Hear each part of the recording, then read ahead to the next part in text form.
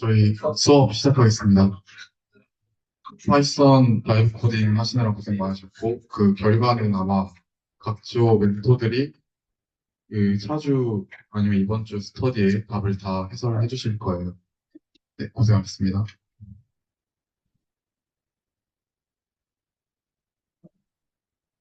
저희 수업 빨리 끝내야 하실 거니까 집중해서 들어주세요. 먼저 판다스 기초부터 수업을 하겠습니다.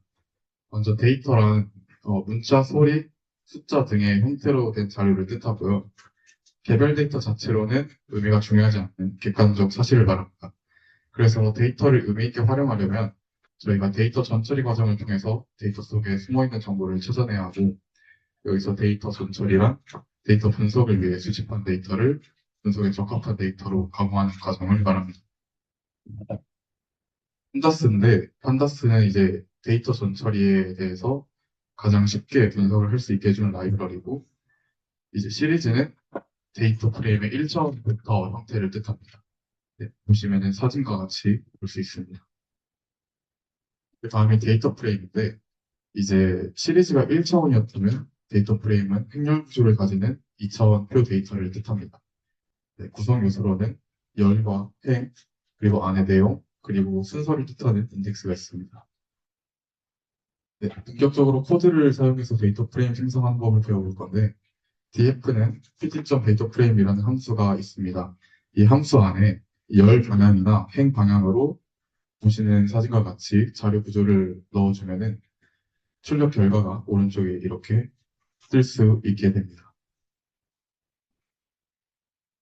네, 그리고 컬럼 핸들링인데, 이거는 이제 저희가 만든 데이터 프레임을 어떻게 다룰 것이냐를 말하는 내용입니다. 컬럼 생성은 df하고 이제 리스트 내용에 컬럼 네임은 그 다음에 밸류 값을 넣어주면 생성이 되고, 삭제도 del과 드롭을 통해서 이 안에 컬럼 내용을 넣어주시면 됩니다. 여기서 df 드롭은 한 다음에 옆에 엑시스랑 인플레이스가 있는데, 엑시스는 이제 행렬을 어떻게 정할 것이냐. 0은 행을 뜻하고 0은 행, 1은 열을 뜻하고, 여기서는 이제 열에다가 적용을 한다는 뜻입니다. 인플레스는 true는 df.true만 하면은 삭제가 안 되게 이거를 반영하겠다는 뜻입니다. 컬럼명 수정은 df.rename, 그리고 아니면 df.column 한 다음에 컬럼 명들을 넣어주면 되는데, 여기서는 컬럼 개수가 데이터 프레임에 있는 컬럼과 일치해야만 바꿔준다는 것을 주의해 주시면 될 것 같습니다. 네, 데이터 프레임 인덱싱과 슬라이싱입니다. 저희가 리스트에서 슬라이싱 하는 법을 배웠듯이 데이터 프레임도 슬라이싱을 할 수가 있는데, 먼저 df.loc 하고 안에 값을 넣으면은 이거는 이름을 기준으로 데이터 프레임을 인덱싱 하는 겁니다. 오른쪽 사진과 같이 하나, 둘, 셋이라고 인덱스가 이름이 지정되어 있기에 이렇게 리스트 슬래싱을 할 수 있고요. 그 다음에 ILOC는 인덱스 번호를 기준으로 하는 겁니다. 하나, 둘, 셋, 그 각자의 0, 1, 2가 이제 내재되어 있기 때문에 리스트처럼 0부터 3 미만의 값을 슬라이싱하는 것을 볼 수 있습니다. 그 다음에 블론 인덱싱과 슬라이싱입니다. 특정 조건에 대해 true, false로 결과값이 나오는 건데, 보시는 바와 같이 df 한 다음에 안에 age를 넣고 32보다 큰 값을 뽑아줘 라고 하면은 true, false가 나오게 되고요. 이거를 df.loc 안에 넣게 되면은 이제 블룬을 활용해서 데이터 프레임에 있는 내용을 잘라서 이렇게 가져올 수가 있습니다.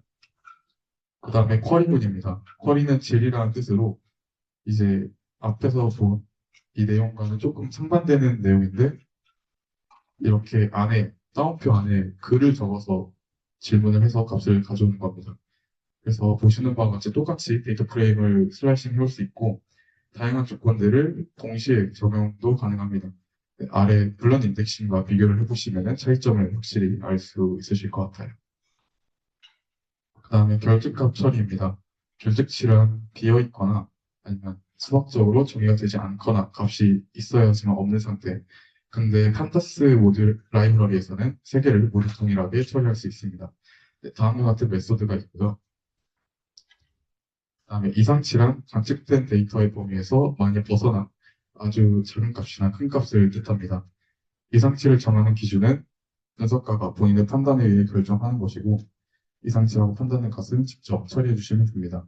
보통 이상치를 참고하면 좋은 기준은 정규 분포를 이용해서 이상치를 판단합니다. 아래 내용은 읽어보시면 좋을 것 같아요. 그 다음에 중복값 처리입니다. 데이터 프레임에 중복값이 들어있는지를 판단하거나 중복값을 삭제하는 방법인데 여기서 데이터.duplicate 한 다음에 괄호 안에 값을 넣으면은 네, 중복값이 있는지 확인할 수가 있습니다. 여기서 보시면은 A하고 스코어가 95인 게 두 개가 있는 걸 볼 수 있는데 그래서 여기에 대해서 처음 나온 값은 당연히 중복값이 없으니까 펄스가 뜨겠죠. 그래서 3번 인덱스에 있는 A는 95가 또 나오기에 true로 나오는 걸 볼 수 있고 이제 드롭 언더바 duplicate를 하면은 그 값이 삭제되는 인덱스 3번이 없어져 있는 것을 볼 수 있습니다. 그 다음에 데이터 읽기 쓰기입니다. 먼저 절대 경로란 최상위 위치부터 시작해서 파일의 위치까지 내려가는 경로입니다. 이것은 여러분들이 파일을 이제 주소를 복사하면은 이런 구체적인 절대 경로가 뜰 거를 네, 알 수 있고요. 그다음에 상대 경로는 현재 여러분들이 작성 중인 스크립트의 저장 위치에서 파일 위치까지 내려가는 경로입니다. 네, 점 찍고 슬래시 한 번 하면은 현재 디렉토리에서 작업을 하겠다. 그리고 점 두 개 찍고 슬래시를 하면은 상위 디렉토리로 가서 작업을 하겠다. 라는 뜻입니다. 데이터 불러오기입니다. CSV 파일과 엑셀 파일을 불러올 때는 pd.read CSV 그리고 pd.read 엑셀을 사용해서 불러올 수 있고 만약 CSV 파일에서 한글이 깨진다면 인코딩 도구로 CP 구사구 or UTF 유니코드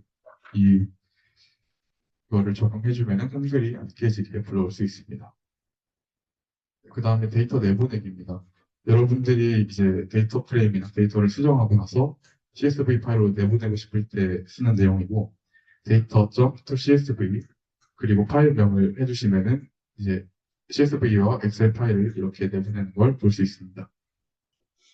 핵심 키워드 요약인데 이것은 여러분들이 집에 가서 복귀하실 때 읽어보시면서 아 이런 뜻이었구나라고 복귀해 주시면 좋을 것 같습니다. 저희 바로 실습 진행하고 빨리 끝내도록 할게요. 실습 진행하도록 하겠습니다. 먼저 아까 말씀드렸다시피 판다스는 데이터 분석을 쉽고 빠르게 할 수 있는 라이브러리로 보통 별칭을 PD로 그리고 넘파이는 수학 기능을 제공하는 건데 NP로 보통 이렇게 불러옵니다. 네, 데이터 프레임에 대한 내용이고요. 네, 빈 데이터 프레임을 만들 때는 이런 함수를 써주시면 됩니다. 네, 아래 예시로 데이터를 먼저 만든 다음에 이 함수 안에 데이터를 넣으면은 네, 이렇게 데이터 프레임이 만들어지는 것을 볼 수 있습니다.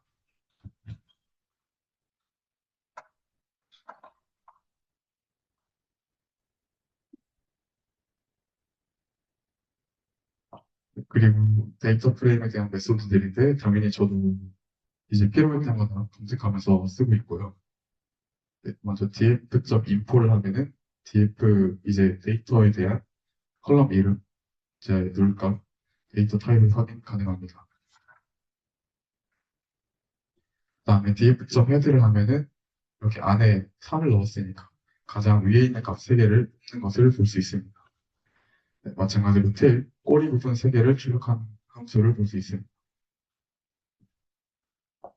그리고 컬럼명, 어느 컬럼들이 있는지 확인할 때는 df.column, 그다음 인덱스를 확인하고 싶을 때는 이렇게 df.index를 쓰면 됩니다. 저희가 인덱스를 따로 지정하지 않았기에 예, 보시는 바와 같이 그냥 0부터 4까지 이렇게 저장이 되어 있는 걸 볼 수 있습니다.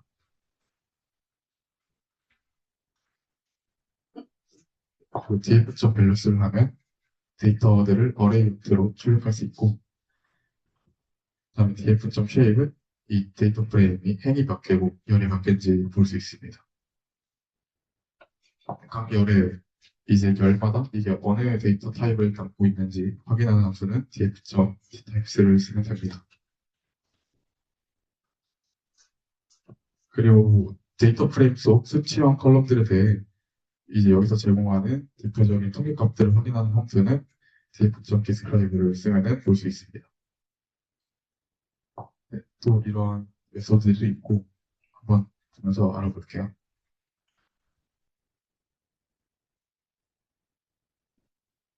최소값, 최대값, 그리고 합계, 중앙값, 개수 이런 식으로 제점 메서드들을 붙여주면은 이렇게 값이 출력되는 걸 볼 수 있습니다. 그다음에 해당 컬럼들의 누적값인데 이제 이거는 사실 잘 쓰지 않는 거라서 예, 여러분들 넘어가시면 될 것 같습니다. 그리고 유니크와 n 유니크는 이제 고유값이 어떤 게 들어있나 그리고 그 고유값 개수가 몇 개가 들어있나를 볼 수 있는 함수고 네, 그 다음에 df 컬럼명 넣고 밸류 카운트를 누르면 이제 각 데이터 개수를 볼 수 있습니다. 그리고 해당 컬럼의 데이터 오름차순 정렬을 하고 싶을 때는 이렇게 솔트 밸류스를 적어주시면 됩니다. 내림차순을 하고 싶으면은 D 괄호에다가 어센딩과 펄스를 누르면은 내림차순으로 된 걸 볼 수 있습니다. 그리고 특정 컬럼을 기준으로 정렬을 해서 데이터 프레임 전체를 뽑고 싶다 할 때는 바이를 활용해서 이렇게 나이 기준으로 정렬이 되어 있는 걸 볼 수 있습니다. 그 다음에 순위를 변환할 때는 df.rank 함수를 써서 이렇게 순위를 변환하는 걸 볼 수 있고요. 네, 보면 4번 인덱스가 5살로 가장 어리기 때문에 1등, 그리고 17살 두 명이기에 공동 2등인데 이제 평균으로 대체할 때 2.5 이런 식으로 출력되는 걸 볼 수 있습니다. 그다음에 컬럼 핸들링입니다. 생성 삭제 수정을 이제 알아보겠습니다. 새로운 컬럼을 생성하고 싶으면은 컬럼명을 넣고 안에 옆에다 밸류 값을 넣으시면 이렇게 플라워이라는 컬럼이 새로 추가되는 걸 볼 수 있고요. 그리고 df.drop 플라워스를 하면은 이제 플라워가 삭제되는 걸 볼 수 있는데 아까 이론 시간에 설명드렸듯이 x는 1을 하면은 플라워는 열이기 때문에 열에 적응해서 플라워를 삭제하는 걸 볼 수 있습니다. 만약에 x는 0으로 하면은 다른 값이 뜨겠죠.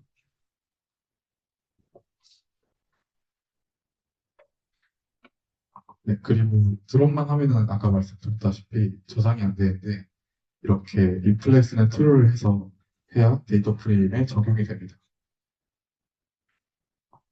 다음에 컬럼 이름 변경하기 위해서 df.rename rename 한 다음에 컬럼스는 이제 딕셔너리 형태로 바꾸고 싶은 걸 넣으면 적용이 됩니다. 네, 보시는 바와 같이 네임이 이름으로 바뀐 걸 볼 수 있습니다. 그리고 컬럼들을 한 번에 바꾸고 싶을 때는 이렇게 여러 개를 넣어주시면 되는데 여기서 주의할 건 컬럼 개수와 일치해야 항상 적용이 됩니다.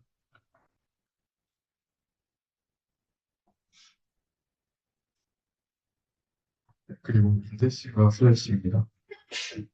네, df. 네임하고 리스트 괄호로 두 번을 감싸주면 이렇게 데이터 프레임이 바뀌는 걸 볼 수 있고요. 여러 개의 컬럼들을 출력하고 싶다 싶으면은 여러 개의 컬럼을 안에 넣어주시고 리스트 괄호로 두 개로 써주시면 됩니다.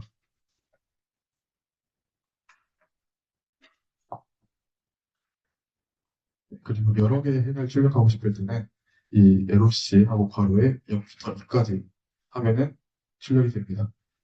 LOC는 인덱스 값을 기준으로 뽑는 거기 때문에 0, 1, 2가 출력되는 걸 볼 수 있고요. ILOC는 이제 인덱스 번호, 이름이 아니라 인덱스 번호를 기준으로 출력하기 0부터 3까지 해야 0, 1, 2가 출력되는 것을 볼 수 있습니다.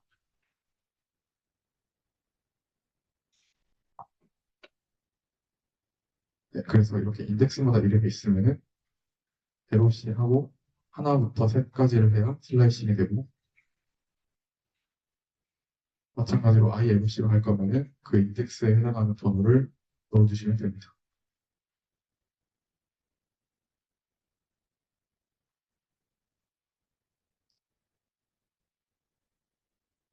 네, 그리고 행을 뽑고 나서 제가 원하는 열들도 뽑을 수 있는데 행 1부터 3까지 한 다음에 저는 네임부터 age 열을 뽑고 싶어 하면은 이런 식으로 뒤에 추가로 컬럼명을 적어주면은 컬럼의 범위 지정한 만큼이 뽑히게 됩니다.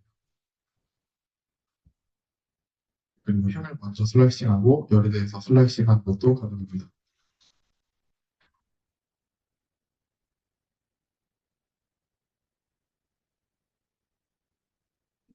네, 이런 식으로 먼저 하고 안에 값을 넣어주시면 뽑히는 걸 볼 수 있습니다.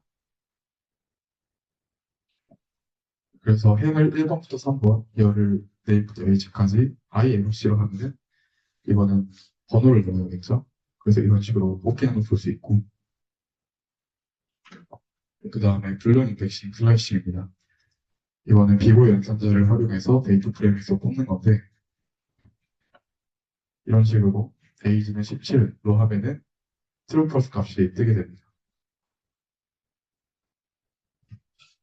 그래서 이거를 df 그 다음에 리스트 발로로 감싸주면은 저희가 원하는 데이터 프레임을 출력할 수 있습니다.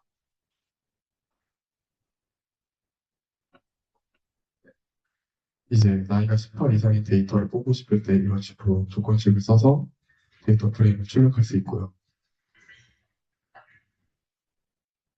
네, 나이가 5 이상인 사람들은 이런 식으로 하는데 이제 나는 이름만 뽑고 싶다 하면은 뒤에 네임을 추가로 붙여주시면 됩니다.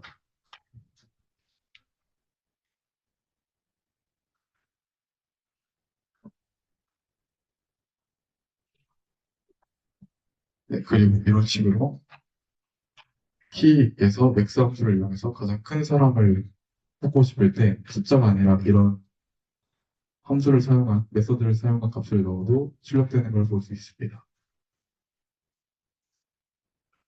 그 다음에 값을 대체하는 리플레이스입니다. 이제 age는 df, age 똑같이 써주고 리플레이스 17을 20으로 바꿔줘 라고 하면은 이제 원래 값이 17이었는데 20으로 바뀐 걸 볼 수 있습니다.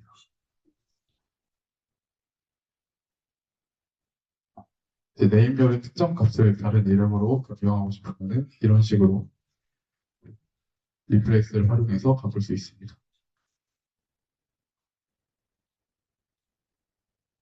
그 다음에 리플레이스를 사용하지 않고 변경하는 방법이 있는데 이제 df 네임별에서 첫 번째 거를 뽑아와서 이걸로 바꿔줘라고 하면은 이런 경고 문구가 뜨게 됩니다.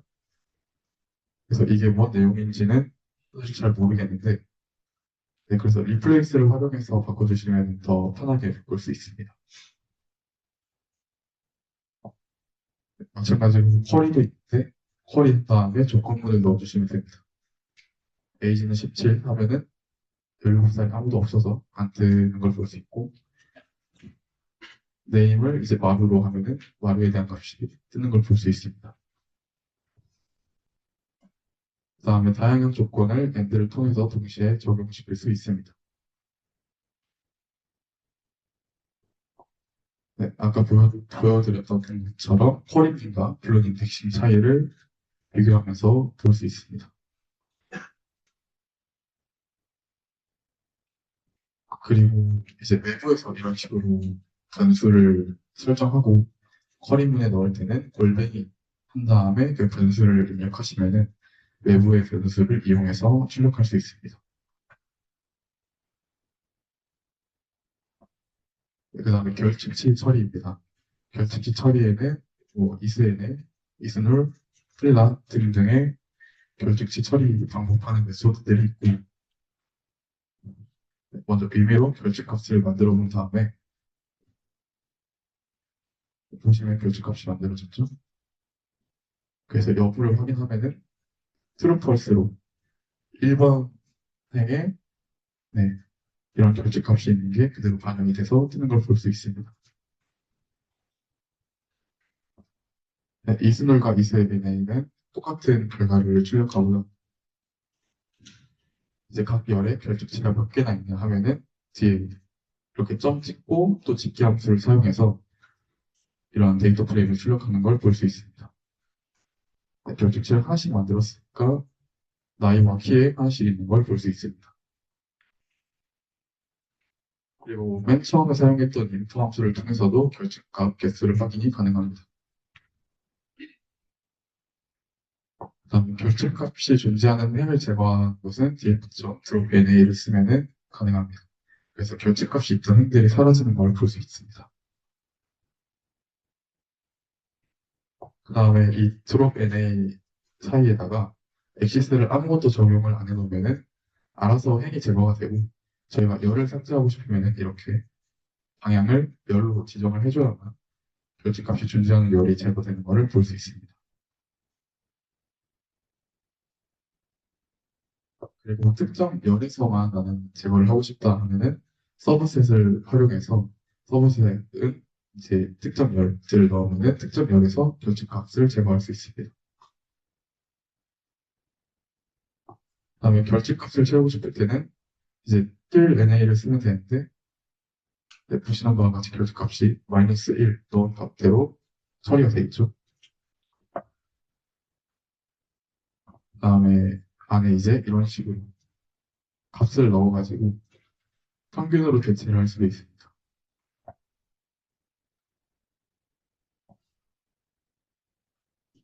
그다음에 메소드 FF 그러니까 프론트 F를 하면은 결집값 앞으로 뒤에 있는 값으로 대체를 하는데 여기서는 앞에 있는 걸 당연히 하겠죠. F니까.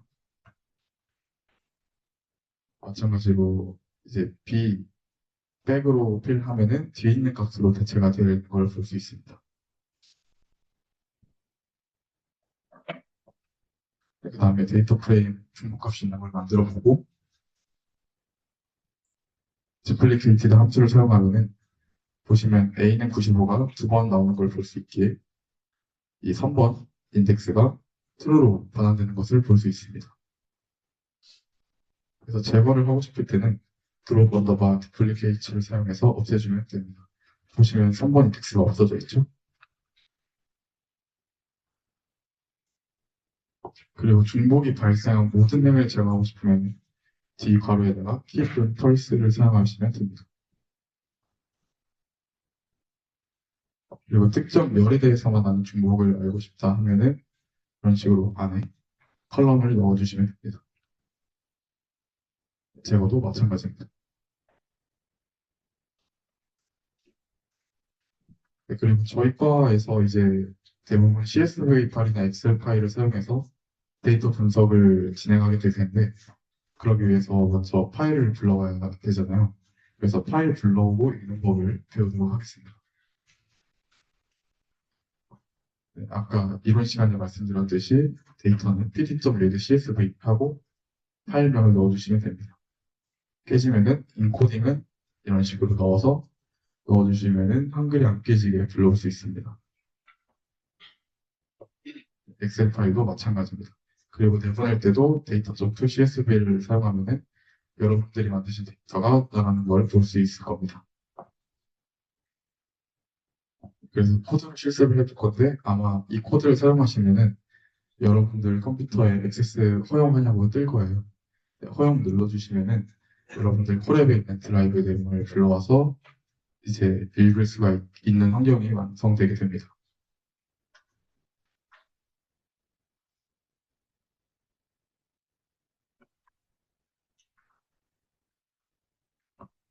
네, 그래서 파일을 불러올 때 저는 제 컴퓨터에 있는 이 경로를 통해서 불러왔는데 이거는 제 컴퓨터에 있는 파일명이고 아마 여러분들 컴퓨터에는 다르게 경로가 저장이 돼 있을 수도 있어요. 혹시 이거 불러와지나요, 지금? 이게 사실 직접 보면서 경로를 찾아줘야 돼서 내용이 얼마 안 남았으니까 이거는 각조 멘토들에게 물어보시면은 친절하게 알려드릴 거예요. 그래서 일단 진행하도록 하겠습니다. 네, 그리고 이 코드는 저희 현재 작업하고 있는 경로를 여기로 옮기고 싶다라는 뜻의 코드입니다. 그래서 상대 경로를 쓸 수 있게 해주는 코드인데 이 폴더로 왔기에 이 폴더에 있는 내용들을 불러올 수가 있게 됩니다. 보시면은 작업 경로가 여기로 가서 여기 안에 있는 파일들이 이렇게 있다. 그래서 이 파일에서 현재 경로 드라마.csv를 뽑아오겠다는 뜻입니다. 그리고 헤드를 사용하면 이제 상위 몇 개 추출을 할 수 있는 것을 볼 수 있습니다. 그리고 pd.read.csv 한 다음에 저장을 하고 싶으면은 이제 앞에 저장할 이름을 정해주고 이거는 데이터 이런 식으로 해주면은 드라마에 데이터가 저장되는 것을 볼 수 있습니다.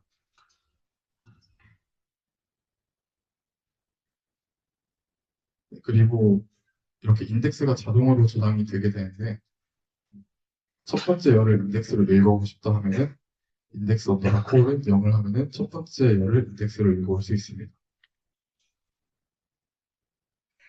내보낼 때는 드라마.csv를 하면은 이게 아마 여러분들 코드를 실행하시면은 폴더에 이 이름에 CSV 파일이 또 저장이 돼 있을 거예요.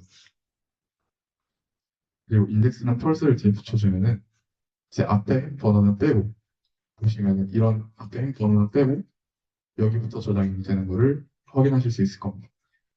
아마 코드 돌려보시고 CSV 파일 열어보면은 어떤 차이가 있는지 알 수 있을 거예요. 네, 이상으로 오늘 4주차 세션 마치도록 하고 이제 시상식 있을 예정이니까 네, 조금만 기다려주시면 될 것 같습니다. 감사합니다.